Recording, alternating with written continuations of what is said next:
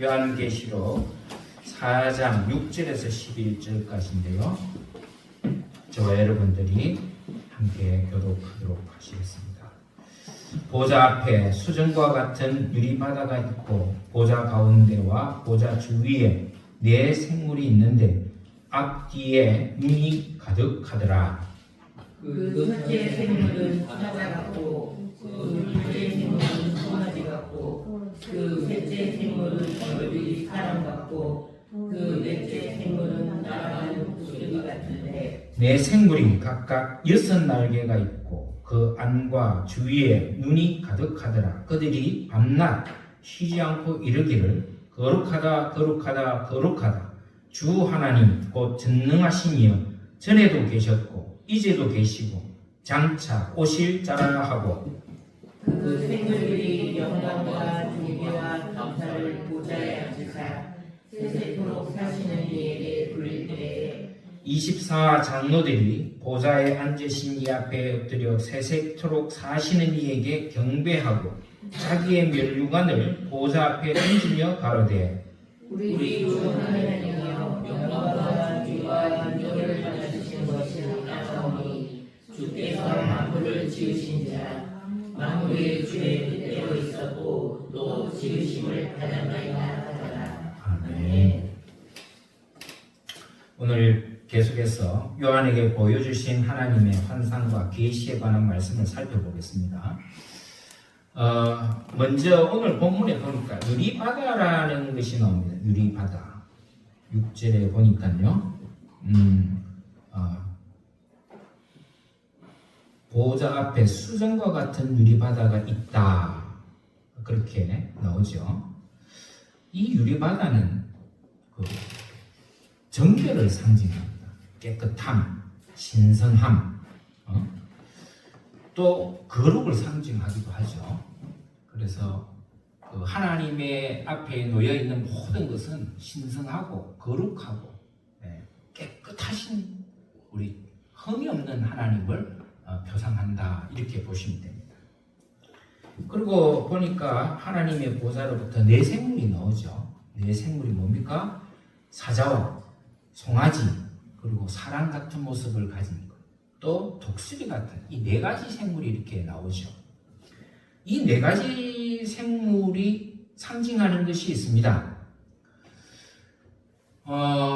유대인들은 고대로부터 사자라는 이 동물은 야생 동물 중에서는 가장 윗자리를 차지하는 동물이에요. 야생 동물 중에서는 가장 최고의 동물. 세상에서 가장 강력한 힘을 가진 동물의 대표가 뭐냐? 사자라는 거죠. 그리고 송아지는 뭐냐? 송아지는 여러분 가축의 대표 동물입니다. 모든 가축, 사람들이 키우는 이 가축의 가장 대표적인 동물이 유대인들은 송아지로 봤어요. 그리고 또 이 송아지는 유대인들에게 있어서 상징하는 게 있어요. 그게 뭐겠어요? 희생의 대상이에요. 그래서 구약에 보면 모든 제사에 가장 최고의 제사는 뭘로 드리는 게 최고의 제사입니까? 흠없는 송아지로 하나님 앞에 바쳐지는 것, 희생 제물을 드리는 것. 그러니까 유대인들에게 있어서 이 송아지는 가축 중에서 가장 대표적인 동물이기도 하지만은 희생의 제물이라는 상징성이 있어요. 그래서 이 송아지가 상징하고 있는 것은 섬김이요 또 희생이다. 그 다음에 나오는 사람이 나오죠. 사람의 형상이 나오는데 이 사람의 형상은 지혜를 의미해요. 지혜. 여러분 모든 생물체 중에서 가장 지혜로운 것이 사람이죠. 그래서 지혜는 오직 사람에게만 존재하죠. 사람은 피조물의 대표죠. 그렇잖아요. 하나님께서 모든 만물을 만드실 때 가장 하나님과 가까운 형상대로 창조된 것은 사람밖에 없어요. 그리고 하나님이 가장 아끼는 것도 인간이에요. 그 인간에게 주신 게 뭐냐? 지혜였어요. 그래서 여러분 인간은 따지고 보면 별 힘이 없잖아요. 뭐 달리기를 잘하나, 뭐 우사인 볼트가 뭐 100m를 10초 뭐 끊는다 그래도 여러분 밖에 나가면 우사인 볼트보다 더 빠른 동물들이 얼마나 많습니까? 우사인 볼트가 뭐 토끼 잡을 수 있겠어요? 못 잡습니다. 네. 하늘을 우리가 날 수 있습니까? 못 날죠. 독수리만큼 하늘에서 제왕처럼 우리가 살 수 있습니까? 못 살아요. 사자처럼 우리가 발톱이 있고 이빨이 있습니까? 없어요. 털이 있습니까? 없어요. 인간처럼 나약한 게 없어요. 근데 인간이 이 만물을 지배하고 있잖아요. 통치하고 있잖아요. 왜 그래요? 하나님께서 우리에게 지혜를 주시고 이 만물을 다스리라 그랬기 때문에. 그래서 사람이 오늘 여기 나오는 사람 형상이라는 것은 지혜를 의미해요. 네, 하나님의 지혜. 그리고 네 번째로는 독수리가 나오죠. 이 독수리는 공중의 제왕이에요. 공중에서 가장 힘 있는 존재. 이게 바로 독수리예요. 그래서 여기 보면은 이 네 가지 생물이 이렇게 나오는데 이 네 가지 생물이 뜻하는 또 상징하는 게 뭐냐면은 하나님은 이 모든 세상에 강력한 힘과 지혜를 가지신 분이라는 것이 오늘 이 상징을 통해서 우리에게 보여주시는 하나의 계시라는 거죠. 여러분 그리고 보니까 네 생물에게는 뭐가 있었어요? 6날개가 이렇게 있는 거예요. 6날개가. 그리고 그 안과 주위에는 뭐가 가득했어요? 눈이 가득했다. 눈이 가득했다. 그렇게 기록하고 있어요. 여러분 이 6날개는 강력한 힘을 상징하기도 해요. 안 그래도 각 대표로서의 강력함을 가진 사자도 그렇고 송아지도 그렇고 최고잖아요. 사람도 지혜도 최고고 독수리도 최고의 하늘에서는 제왕인데 여러분 거기다가 날개까지 6개가 완벽하게 갖춰져 있다. 뭘 의미하겠어요? 이거는 바로 강력한 힘을 상징하고 있다는 거죠. 이런 비슷한 말씀이 구약성경 이사야 6장에 나와요. 이사야 6장에 보면 1절에 보면 이런 말씀이 1절 이후로 보면 이런 말씀이 있어요. 우시야 왕의 죽던 해에 내가 본즉 주께서 높이 들린 보좌에 앉으셨는데 그 옷자락은 성전에 가득하였고 2절 스랍들은 모여섰는데 각기 6날개가 있었다. 이렇게 기록하고 이 스랍들은 천사죠. 천사를 의미합니다. 이 천사들에게는 6날개가 존재했어요. 그 둘로는 얼굴을 가리고 둘로는 발을 가리우고 그 둘로는 날며라는 구절이 나와요. 이것을 봤을 때 6개의 날개는 강력한 힘을 상징하기도 해요. 그리고 신속하고 또 다양한 역할을 가지고 있다. 그렇게 상징하고 있습니다. 그 오늘 본문에 보면 이 생물에 6개의 날개가 있더라고 나오는데 생각해 보십시오. 모든 대표가 되는 네 생물에 6개의 날개까지 달려 나왔다라는 것은 이건 엄청난 힘을 가졌다. 그리고 신속하다. 빠르다. 그러면 대적할 상대가 없겠죠. 힘도 강한 데다가 빠르다. 우리가 일반적으로 생각할 때 힘세고 빠르면 최고죠.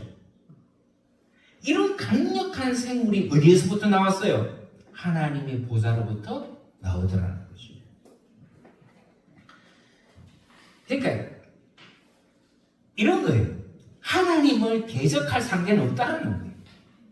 하나님께서 이렇게 보여주시고 이런 상징을 보여주시는 이유는 뭐냐면은 하나님을 대적할 상대자들은 아무것도 없다. 아무도 없다. 그리고 그 생물 주위에는 눈이 가득했다고 이렇게 나오죠. 이게 의미하는 게 있습니다. 그건 뭐냐면은 하나님의 전지전능성이에요. 전지전능성. 뭐예요? 다 알고 계신다는 거예요. 다 보고 계신다는 거예요. 여러분 생각해 보세요. 온 사방에 눈이, 요즘 우리나라도 그렇죠. 우리나라에서 범죄를 저지르면 하루 이틀 만에 다 근거가 돼요. 왜 그런지 아세요? 여러분 우리 교회 밖에만 나가도 온 사방에 깔린 게 뭐예요? CCTV잖아요. 눈이다는 눈이. 그러니까 다 보고 있는 거예요. 우리가 의식하지 못하는 상황까지도 다 보고 계신다. 그걸 의미하는 거예요. 지금 하나님께서 이게 눈이 많더라. 그 강력한 내 생명 주위에도 눈이 가득하더라. 그걸 뭘 말합니까? 이런 하나님의 전지전능을 얘기하는 거예요. 안 보시는 것 같죠? 다 보고 계신다는 거예요. 모르시는 것 같죠? 다 알고 계신다는 거예요. 그래서 여러분 우리는 하나님 앞에서 벌거벗은 존재라는 거예요. 조심하셔야 된다는 거죠. 하나님은 어디나 계신다는 뜻이고 무엇이든 다 알고 계신다는 뜻이에요. 여러분 하나님은 나의 처지를 모른다고 천만의 말씀입니다. 이미 다 알고 계세요. 다 보고 계세요. 하나님은 나를 외면하신다. 천만의 말씀이에요. 그런데 여러분 이런 능력을 가진 내 생물이 하는 일이 뭡니까? 쉬지 않고 하나님께 영광을 돌리는 찬양의 노래를 하더라는 거예요. 여러분 우리가 하나님 앞에 갔을 때 하나님의 영광스러운 자리에 우리가 갔을 때 가장 우리가 하는 일이 뭔지 아세요? 하나님께 영광 돌리는 일, 하나님을 찬양하는 일. 그래서 여러분 우리가 이 예배도 그 찬양의 한 부분이에요. 하나님께서 이 예배를 기뻐 받으시는 이유가 있어요. 그건 뭐겠습니까? 피조물인 우리가 마땅히 창조자이신 하나님을 향해서 경배하는 것은 당연하고 마땅한 일이고, 왜? 하나님 그걸 기뻐하시는 일이기 때문에 그렇다라는 거예요. 여러분 그래서 우리가 예배 드리는 것을 소홀히 여기면 안 돼요. 우리가 찬양하는 거 여러분 그냥 예배 중에서 드리는 찬양이라고 생각하시면 안 돼요. 여러분 오늘도 우리가 먼저 찬양을 이렇게 78장 찬양을 드렸지만은 여러분 다 이유가 있었어요. 제가 여러분 우리 주변에 나오는 이 찬양들요 오늘 본문하고 오늘 설교 내용하고 다 연관해서 제가 만든 이 순서를 짠 거예요. 왜? 그냥 생각 없이 찬송가 이게 넣고 하는 게 아니에요. 다 하나님의 영광에 관한 일이에요. 여러분 우리가 예배를 드릴 때 순서가 있죠. 이 형식이 있습니다. 이 형식이 이거 뭐 형식이 필요하냐? 아니에요. 이 형식을 갖추는 일은 하나님께 우리의 자세를, 우리의 마음의 정성을 보이는 거예요. 예를 갖추는 거예요. 그래서 여러분 예배에 있는 이 모든 순서는 예절이에요. 예범이에요. 예절과 우리가 예범절이라고 하죠. 그냥 순서를 정하는 게 아니에요. 우리가 하나님께 예배 드리는 최상을 드리기 위해서 순서를 짜는 거예요. 우리가 해야 될 일은 뭐냐? 항상 하나님을 높여드리고 영광을 돌려드리는 경배하는 자의 삶을 살. 그래서 우리가 항상 예배자로서의 삶을 강조하는 이유가 뭐예요? 우리가 주일 예배도 마찬가지고 우리 삶도 마찬가지고 세상에 나가서 사는 삶을 사는 모든 것도 뭐 하는 거예요? 예배자의 삶이라는 거예요. 예배자의 삶이 되어야 된다는 거죠. 그래서 여기 한번 보세요. 8절에 보니까 거룩하다 거룩하다 거룩하다 주 하나님 곧 전능하신 이여 전에도 계셨고 이제도 계시고 장차 오실 자시여. 우리가 섬기는 하나님, 우리가 믿는 하나님은 누구냐? 바로 이런 하나님, 찬양받으실 하나님, 거룩하신 하나님, 전에도 계셨지만 지금도 계시고 앞으로도 장차 오실 자다. 그래서 사실 여기 4장에서 11절 마지막 부분은 이 4장에서 핵심 구절이에요. 주께서 만물을 지으신지라. 만물을 누가 지었어요? 하나님이 지으신 거예요. 만물이 주의 뜻대로 있었고 또 지으심을 받았다. 여러분 이 요한계시록 4장은 뭐 때문에 이렇게 하나님께서 환상을 보여주셨다 그래요? 너희들이 믿는 하나님은 어떤 하나님인가를 알아라는 거예요. 너희가 믿는, 너희가 예배하는 하나님이 어떤 하나님인가를 알아라. 그 핵심이 뭐예요? 왜 이렇게 환상과 계시를 통해서 뭐 초록 보석도 보여주시고 이런 놀라운 능력을 가진 내짐선도 보여주시고 유리바다도 하는 이유가 뭐예요? 그 목적이 뭐예요? 너희들이 믿는 하나님은 어떤 분이다 하는 걸 알고 믿으라는 거예요.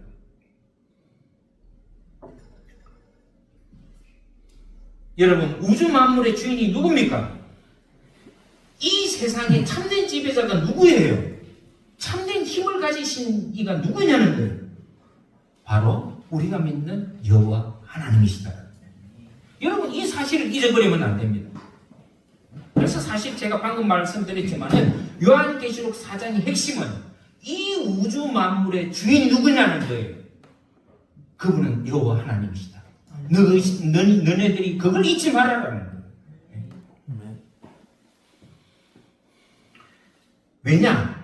이 사실을 알고 믿는 자는 어떤 어려움과 환난 속에서도 결코 두려워하거나 절망할 수 없다라는 거예요. 절망할 수 없다. 두려워할 이유가 없다라는 거예요. 겁낼 이유가 없다는 거예요. 저는 아직까지도 제가 좀 재밌는 기억이 있어요. 제가 목회할 때 한 번은 우리 아들이 초등학교 아마 1학년 때인가 2학년 때인가를 제가 기억해요. 제가 사무실에 앉아 있는데 밖에서 좀 시끄러운 소리가 나요. 그래서 내가 창문을 열고 이렇게 봤어요. 근데 계단 저 아래서 우리 아들 현범이가 저거 학교 초등학교 선배들한테 야단을 맞고 있더라고요. 막 뭔가를 잘못했겠지. 그러니까 선배들이 막 야단을 치고 막 뭐라 하는데 제가 몰래 지켜봤어요. 그래 지켜봤는데 이 현범이가 아들놈이 한마디도 못하고 끽소리도 못하는 거예요. 선배들 여러 명이서 막 야단 치니까 뭐 힘도 없지 그러니까 어떻게 하겠어요. 그러니까 끽소리 못하고 막 기가 죽어서 야단을 맞고 있었어요. 그래서 제가 무슨 일인가 싶어서 나가봤어요. 그랬더니 우리 아들이요, 저를 보고 태도가 180도 바뀌는 걸 제가 봤어요. 제가 보이기 전까지는 야단 맞는데 끽소리도 못하고 기죽었고 고개 푹 숙이고 이렇게 안절부절하고 있는데 말도 못하는 애가 저를 보는 순간에 갑자기 기세가 등등해졌어요. 목소리를 높이면서 형들에게 큰 소리를 치면서 대들기 시작했어요. 제가 다 봤잖아요. 제가 몰래 봤을 때는 말 한마디 못하고 기죽어갖고 끽소리 못하던 녀석이 저가 나타나고 제 얼굴을 보는 순간에 태도가 180도 달라져요. 형들에게 막 대들고 막 큰 소리를 치기 시작하는 거예요. 교회 형들도 저를 보자마자 기죽어서 아무 소리 못하죠. 왜? 제 아들인 걸 알잖아요. 교회 다니는 애들이니까. 제가 이 교회 목사라는 거 형들이 다 알고 있었어요. 제가 나타나는 순간 바로 전세가 어떻게 됐겠어요? 역전돼 버렸어요. 큰 소리 치던 형들은 찍소리도 못하고 오히려 찍소리 못하고 기죽었던 아들은 대분해져가지고 막 대들고 있는 거예요. 제가 속으로 얼마나 웃었겠어요. 가짜치도 않다. 예? 왜요? 형들보다 훨씬 강한 자기 아버지가 나타났거든요. 목사 아들은 목사인 아버지를 보는 순간에 힘이 생겼어요. 용기가 생겼어요. 기가 살아났어요. 자기 아버지를 보기 전까지는 눈물 찔찔 흘리며 기가 죽어 야단 맞던 아이가 자기 아버지를 본 순간 일순간에 힘이 생긴 거예요. 여러분, 자기가 힘이 있어서 그랬겠습니까? 아니에요. 오히려 힘은 형들에게 더 셌어요. 형들이 더 있죠. 잽도 안 됐습니다. 그런데도 용기 100배 했어요. 용감해졌어요. 형들하고 맞서 싸우더라니까요. 지가 힘이 있었어요? 아니죠. 누구 때문에? 예, 자기 아버지 때문인 거예요. 여러분, 제가 그때 경험을 하고 나서 제가 놀라운 발견을 했어요. 야, 진짜 우리 신앙생활도 이렇게 했구나. 내가 세상에 나가서 맨날 찔찔거리고 기죽어 살고 힘없이 살고 눌려갖고 살고 중리 산이 못하고 막 하면서 믿음 막 이러고 인상 쓰고 사는데 왜 우리 믿는 사람이 그렇게 사냐? 하나님을 모르는 거예요. 하나님을 못 본 거예요. 그래서 그런 거예요. 여러분, 우리가 아무리 교회를 다녀도 하나님이 나에게 어떤 분이신지 모르면 여러분 사탄 마귀에 눌려서 힘없이 살고 주눅 들고 살 수밖에 없어요. 저는 그 사건이 아직도 제가 머리에서 잊혀지지 않아요. 아, 그렇다.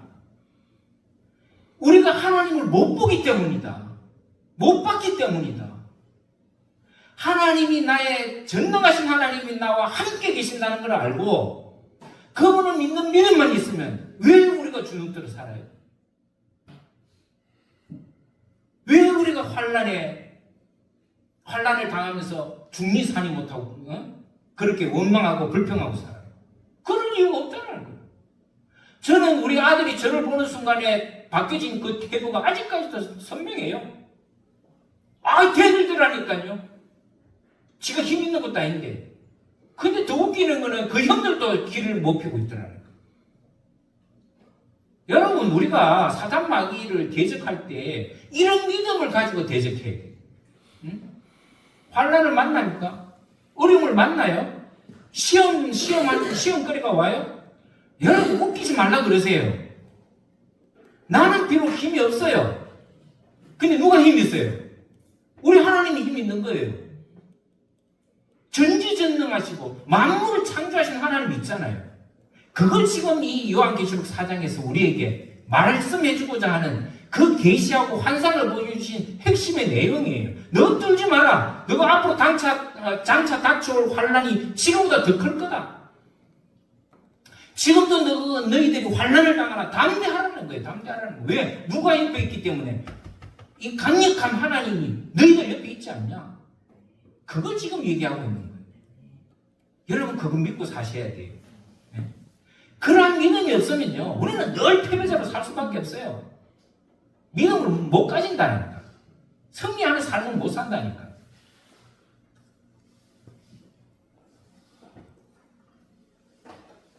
여러분, 하나님을 찾으세요. 그리고 그분을 바라보세요. 그분을 분명하게 진심으로 믿으세요. 그러면 그분은 나의 힘 되신 분인 걸 알면은 여러분, 우리가 능력 있게 살 수 있어요. 네? 실망과 좌절 속에서 힘들어하고. 왜 힘들어합니까? 주님이 우리에게 힘이 되시는데. 저는 가끔 그럴 때보다 물론 우리가 살아가면서 힘들 때가 왜 없겠어요? 있죠. 목사님, 저도 힘들 때가 많아요. 근데 제가 좌절하지 않습니다. 낙심하지 않아요. 왜요? 내 옆에 누가 계시는데, 내 뒤에 누가 계시는데, 하나님이 계시는데, 그분이 어떤 분이에요? 전지전능하신 분이고 이 세상의 만물의 주관자신데 내가 두려워할 게 뭐 있어요? 낙심할 게 뭐 있어요? 인내하고 기다리면 하나님의 때가 되면 다 해결해 주실 텐데 우리가 그걸 못 믿기 때문에 조급해지는 거예요. 답답해하는 거예요.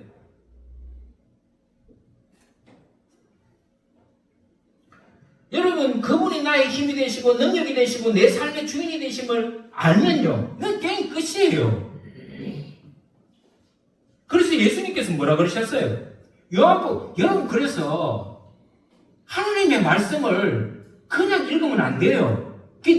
나에게 주시는 말씀, 그 말씀이 살아계신 말씀으로 믿어야 그 힘이 되고 내한테 보약이 되는 거죠. 요한복음 16장 34절, 여러분 거기 보면 이런 말씀이 있어요. 이것을 너희에게 이름은 너희로 내 안에서 평안을 누리게 하려 함이라. 세상에서 너희가 환난을 당하나 담대하라. 내가 세상을 이겼다. 네?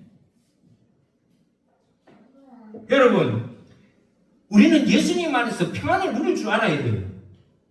뭐가 불안해요? 예수님이 우리에게 주신 평안을 가지고 있는데 세상에서 너희가 환난을 당하나, 여러분, 우리가 세상에서 얼마든지 환난 당할 수 있다는 거 예수님도 인정하고 계세요. 보세요. 너희가 환난을 당한다니까요. 우리가 살아가면서 환난을 당한다니까요. 어려움을 겪는다니까요. 시험에 들 때도 있다니까요. 그러나 우리가 거기서 주눅들 필요 없다. 너희들에게 주는 이 평안을 잃어버리지 마라. 여러분, 태풍 속에서도 평안할 줄 알아야 돼요. 여러분 예수님께서 하나님께서 예수님을 통해서 이미 이 세상에 대해서 내가 이겼다고 선포하셨어요. 네, 이겼다고. 하나님은 우리에게 이김을 주시고 이겼다고 선포하는데 왜 우리가 스스로 실패자로 패배자로 주눅들고 주저앉냐 이거예요. 그러지 말라는 거예요. 다 이긴 게임인데. 한 번 생각해 보세요. 경기에서 우리가 다 이겼어요. 근데 경기에서 다 이겼는데 실패자로 생각한다 그러면 이게 얼마나 웃기는 일이에요. 그만큼 어리석은 사람이 없어요. 근데 왜 그러느냐? 예수님께서 이미 세상을 이기셨는데 이걸 못 믿는 거예요. 우리가 이걸 못 믿는 거예요. 그러니까 불안한 거지. 그래서 여러분, 우리가 믿을 때 하나님을 잘 알고 믿는 게 그렇게 중요한 거예요. 그냥 형식적으로 알지 마세요. 그냥 눈으로 귀로 그냥 듣고 읽고 그것으로 끝나면 안 돼요. 마음으로 믿어야 돼요. 마음으로 믿어야 돼요. 그래서 성경 보면, 구약 성경에 보면 호세아 선지자가 6장 3절에 이런 말씀으로 우리에게 선포했어요. 그러므로 우리가 여호와를 알자. 힘써 여호와를 알자. 그의 나오심은 새벽빛같이 일정하니 비와 같이 땅을 적시는 늦은 비와 같이 우리에게 임하시리라. 여기서 여호와를 알자, 힘써 여호와를 알자라는 것은 그냥 단순히 머리로 지식으로 알자는 뜻이 아니에요. 믿음으로 마음으로 믿으라는 거예요. 마음으로 믿으라. 사랑하는 성도 여러분, 하나님을 열심히 믿고 아는 데 힘쓰십시오. 내가 아는 만큼 여러분 하나님이 보이는 거 아십니까? 내가 믿는 만큼 하나님이 보여요. 내가 보는 만큼 담대해집니다. 우리 아들이요, 제 얼굴을 봤기 때문에 담대해지는 거예요. 하나님이 나에게 어떤 분이신지 분명히 알고 믿으면요, 이 땅에서 어떤 환난과 역경을 당하더라도요, 당당해질 수 있어요. 당당해질 수 있어요.